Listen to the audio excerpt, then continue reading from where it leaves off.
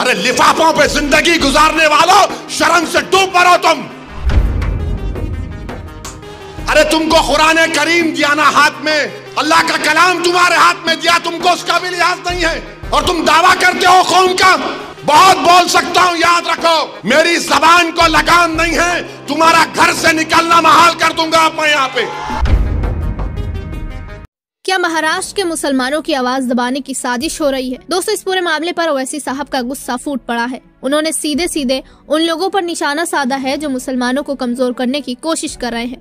आखिर क्या कहा उन्होंने और क्यों उठ रहे हैं इतने बड़े सवाल? आइए जानते हैं इस पूरे मामले को और सुनते हैं उनकी बात जो हर किसी को सोचने पर मजबूर कर देगी। दोस्तों, आज की इस वीडियो में हम बात करेंगे असदुद्दीन ओवैसी के हालिया बयान की, जिसने राजनीतिक हलकों में हलचल मचा दी है।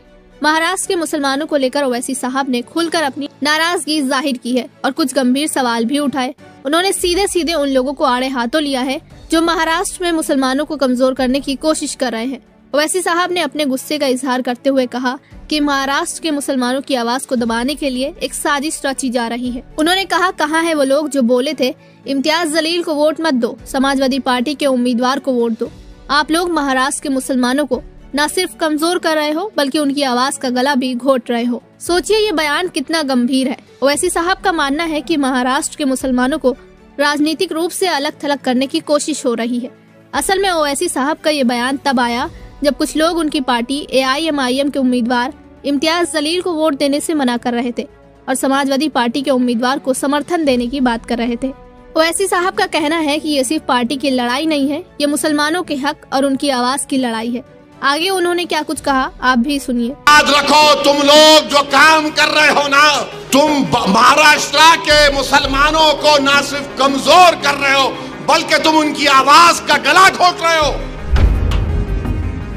अरे तुम इलेक्शन लड़ो, हम तुम्हारी तायीद करने को तैयार हैं। कब तक तुम ये सियासत करोगे? कहां है वो लोग जो औरंगाबाद में बोले थे इम्तियाज जलील को वोट मत दो? उस समाजवादी पैंडेट को वोट दो बोले थे। अरे चेहरा दिखाओ औरंगाबाद के अवाम के सामने तुम। अरे लिफाफों पे जिंदगी गुजारने वालों, शर्म से डूब मरो तुम। मेरे घर को आए थे हैदराबाद को, बगैर बोले मेरे घर को आए।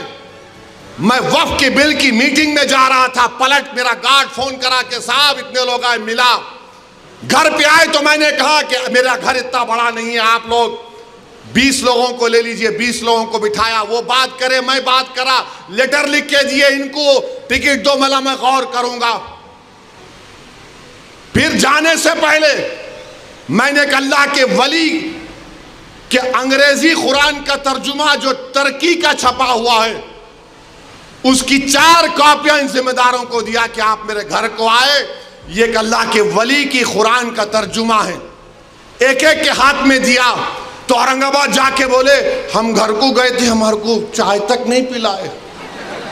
अरे आप पहले से बोल देते तो नान खलिया खिला देता मैं आपको।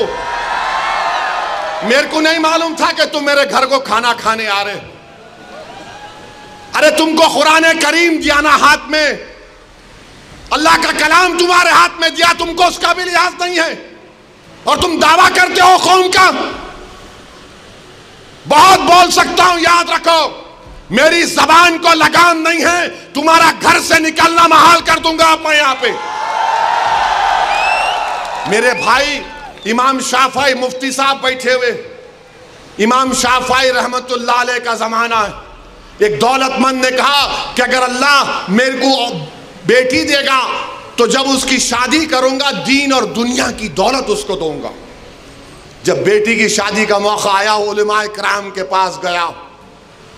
उलमाए किराम ने कहा कि नहीं, तू नहीं दे सकता,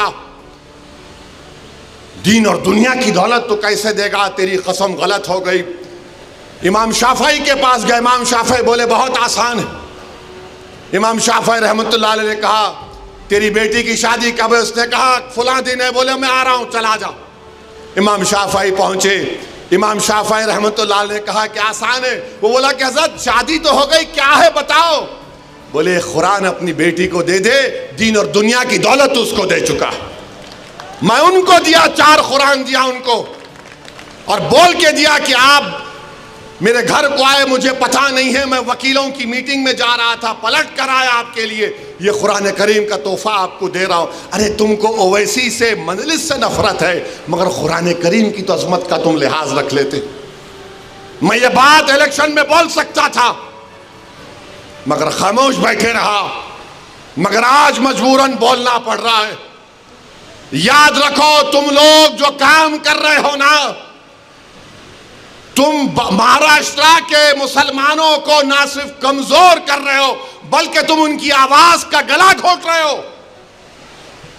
अरे तुम इलेक्शन लड़ो, हम तुम्हारी तायीद करने को तैयार हैं। कब तक तुम ये सियासत करोगे? दोस्तों, ओवैसी साहब का ये दर्द हर उस व्यक्ति को झकझोर देगा जो अपने समुदाय की भलाई चाहता है। उन्होंने न केवल अपने गुस्से का इजहार किया बल्कि ये भी साफ कर दिया कि वो अपनी लड़ाई जारी रखेंगे, चाहे लोग कुछ भी कहे। अब सवाल यह है दोस्तों, क्या वाकई मुसलमानों की आवाज को दबाने की कोशिश हो रही है? आप इस पूरे मामले पर क्या कुछ सोचते हैं? अपनी राय हमें कमेंट बॉक्स में जरूर लिखें। वीडियो पसंद आए तो वीडियो को लाइक करें और चैनल को सब्सक्राइब करना ना भूलें।